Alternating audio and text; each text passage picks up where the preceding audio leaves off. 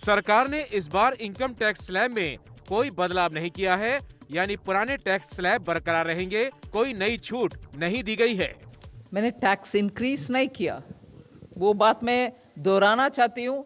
Last year भी, इस साल भी एक भी पैसा टैक्स के द्वारा मैंने एडिशनली कमाने के लिए कोई कोशिश नहीं की।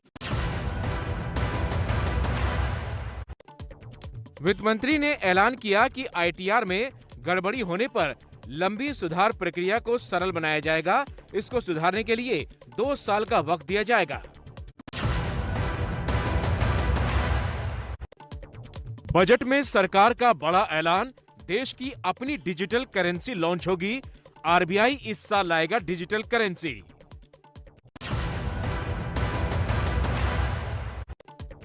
क्रिप्टो करेंसी को सरकार की मिली मंजूरी। सरकार ने क्रिप्टो करेंसी से कमाई पर 30% टैक्स लगाया है। घाटा होने पर भी टैक्स देना होगा। क्रिप्टो करेंसी के ट्रांसफर पर 1% टीडीएस भी लगेगा।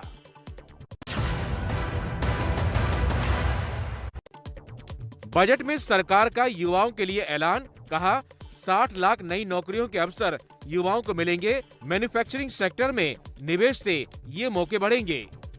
Atmanirbhar Bharat has received excellent response with potential to create 60 lakh new jobs.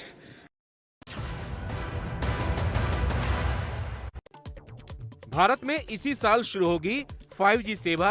गांव में सस्ते ब्रॉडबैंड और मोबाइल सेवा के लिए भी काम होगा। बजट में किया गया ऐलान। Telecommunications in general and 5G technology in particular can enable growth and offer job opportunities.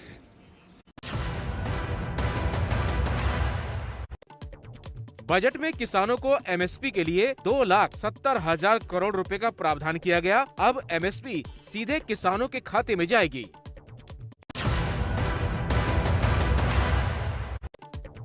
PM Modi ने बजट की तारीफ की, बोले किसानों के खाते में सीधे जाएगी एमएसपी। किसानों की आय को 2 गुना करने वाला है ये बजट। किसानों के कल्याण के लिए एक महत्वपूर्ण कदम उठाया गया है। किसानों के खाते में 2.25 लाख करोड़ रुपए से भी ज्यादा सीधे ट्रांसफर किए जा रहे हैं।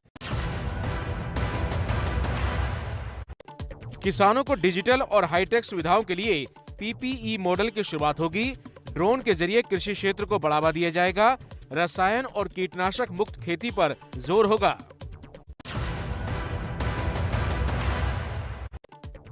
बजट में ऐलान से इस बार मोबाइल फोन और चार्जर होंगे सस्ते। कपड़ा, चमड़े का सामान, विदेश से आने वाली मशीनें और जूते चप्पल भी सस्ते होंगे। खेती से जुड़े उपकरणों पर भी छूट दी गई। वहीं विदेशी छाता हो जाएगा महंगा।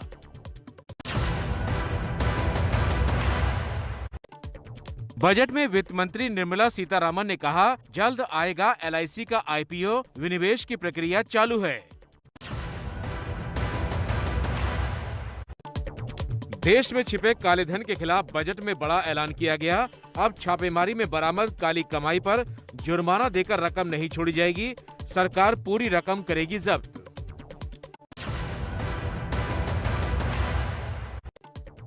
पीएम आवास योजना के तहत 2022 और 23 में 80 लाख घर मुहैया कराए जाएंगे। ये घर ग्रामीण और शहरी इलाकों में बनाए जाएंगे। 48,000 करोड़ का प्रावधान किया गया। In 22-23, 80 lakh houses will be completed for the identified eligible beneficiaries of the PM Awas Yojana.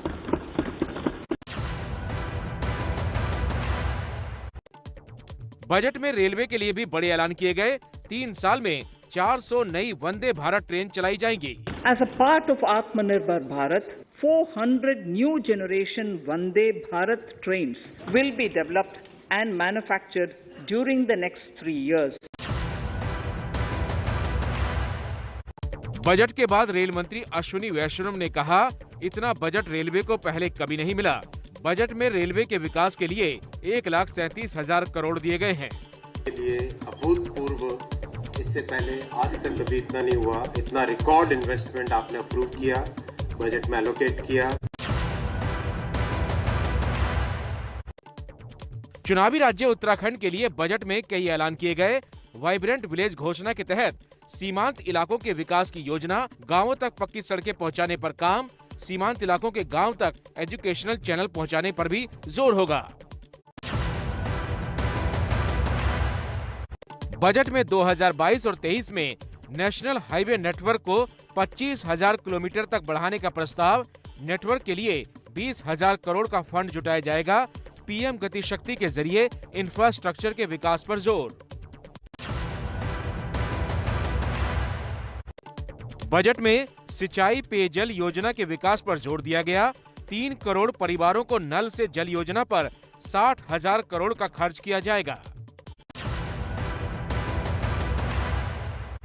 Startup के लिए बजट में बड़ा ऐलान, बढ़ावा देने के लिए मार्च 2023 तक टैक्स इंसेंटिव से छूट दी जाएगी।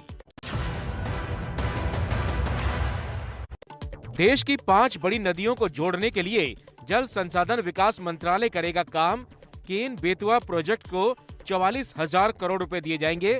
5 नदियों को जोड़ने वाला प्रोजेक्ट है ये। बजट में महिलाओं के लिए भी ऐलान किया गया। मिशन वात्सल्य योजना की शुरुआत की गई। साथ ही महिलाओं के लिए पोषण 2 योजना भी शुरू की जाएगी।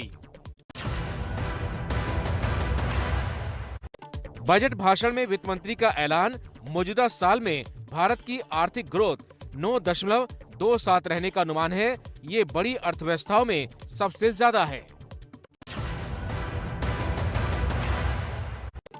बजट में 2023 को मोटा अनाज वर्ष घोषित किया गया। रबी 2021 और 22 में 163 लाख किसानों से 1208 मीट्रिक टन गेहूं और धान खरीदा जाएगा। इलेक्ट्रिक व्हीकल के लिए बैटरी स्वैपिंग पॉलिसी लाएगी सरकार, यानी बैटरी कम हो तो रास्ते में बैटरी स्वैपिंग सेंटर से आप बदल सकेंगे।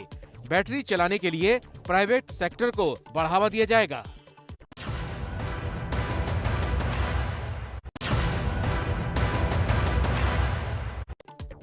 बजट के बाद बाजार में उछाल। आज सेंसेक्स 848 अंकों की बढ़त के साथ बंद हुआ। निफ्टी में 237 अंकों की उछाल दर्ज हुई।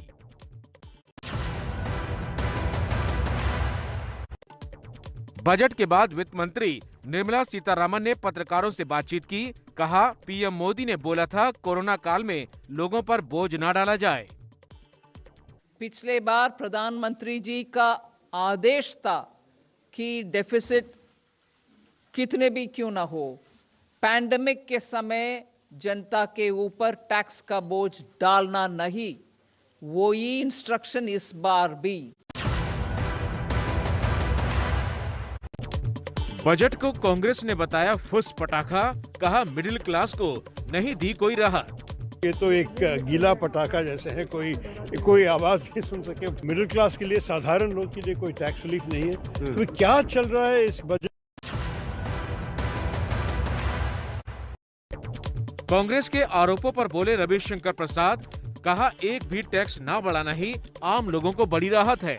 गरीबों को खाना खिलाया कोरोना में 80 करोड़ से लोगों को। किसानों की चिंता करते हैं और इसके बावजूद पूंजी निवेश हो रहा है, इन्वेस्टमेंट हो रहा है और एक टैक्स नहीं बढ़ा। केंद्रीय मंत्री पीयूष गोयल ने बजट की निंदा कर रहे राहुल गांधी और विपक्ष पर साधा निशाना। कहा, राहुल को गणित समझ नहीं आता, उन्हें हर चीज जीरो दिखाई देती है। मैं समझता हूँ बजट समझने के लिए समझदारी तो चाहिए। उनको आंकड़े देखने नहीं आते हैं, इसलिए उनको जीरो सम दिखता है। बजट पर बीजेपी अध्यक्ष जेपी नड्डा का बयान। कहा, ये आम लोगों के लिए बजट है। बजट में सभी वर्ग के लोगों का ध्यान रखा गया है। ये ग्राम विकास, कृषि विकास, श्रमिक कल्याण, इंफ्रास्ट्रक्चर डेवलपमेंट, पूर्वोत्तर एवं पहाड़ी क्षेत्रों के विकास को समर्पित बजट है।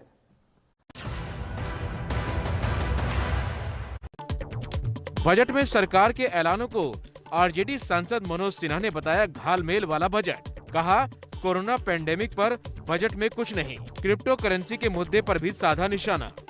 मैं समझ में नहीं आ रहा है कि ये बैलगाड़ी के गाड़ी के पीछे बैल लगा रहे हैं। पहले क्रिप्टो करेंसी पे नजरिया तो स्पष्ट करते संसद में, फिर बात करते। सरकार के बजट को शिवसेना ने बताया बिना अर्थ वाला। कहा, शब्दों का चयन अच्छा, लेकिन बजट में आम लोगों के लिए कुछ भी नहीं। देखिए, शब्दों का जो मैं कहूँगी चयन किया है, बहुत इंपॉर्टेंट शब्द है। उन्होंने ग्रीन ट्रांजिशन की बात की, उन्होंने ग्रीन इकोनॉमी की बात की, उन्होंने डिजिटल इंफ्रास्ट्रक्चर की बात की, फिनटेक की बात की, पर जैसे ही उन्होंने इलैबोरेशन किया उसमें कुछ नहीं था। बाजार विशेषज्ञों की बजट पर राय आई। सरकार के बजट को मार्केट के लिए बताया बैलेंसिंग बजट। इस बजट में हमारे कैपिटल मार्केट में जो कैपिटल गेन है उसका उन्होंने कैपिंग कर दिया सरचार्ज का 15%, जो पहले ज्यादा था। तो एक छोटा सा कुछ मिला हमारे मार्केट को, बाकी और चीजों पे जो है मार्केट के लिए कुछ ज्यादा है नहीं है। उद्योग जगत की प्रतिष्ठित संस्था फिक्की के चेयरमैन संजीव मेहता ने कहा, बजट में आम लोगों के लिए कोई राहत नहीं है। मिडिल क्लास को टैक्स में राहत दी जानी चाहिए थी। मिडिल क्लास के लिए थोड़ा टैक्स कम कर देते तो उनके लिए भी ज्यादा पैसा होता खर्चने के लिए। देश के लोगों की बजट पर राय। वाराणसी और जयपुर के लोगों ने सरकार के बजट को बताया भविष्य का बजट। हम लोगों ने ये सोचा था कि महंगाई को नियंत्रित करने के लिए कोई ऐसी सब्सिडी की व्यवस्था लाएंगे, उन्होंने कुछ भी ऐसा नहीं किया। इनकम टैक्स में रिबेट दी गई है, ना कोई पेट्रोल डीजल में कोई राहत दी गई है, तो किसी भी तरह से लगता नहीं है कि महंगाई कम होगी।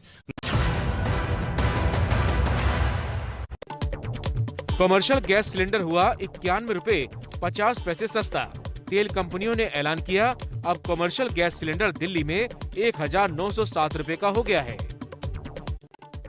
हवाई सफर हो सकता है महंगा। रिकॉर्ड स्तर पर पहुंची विमान ईंधन की कीमतें। एटीएफ की कीमतों में 8.5% का उछाल है।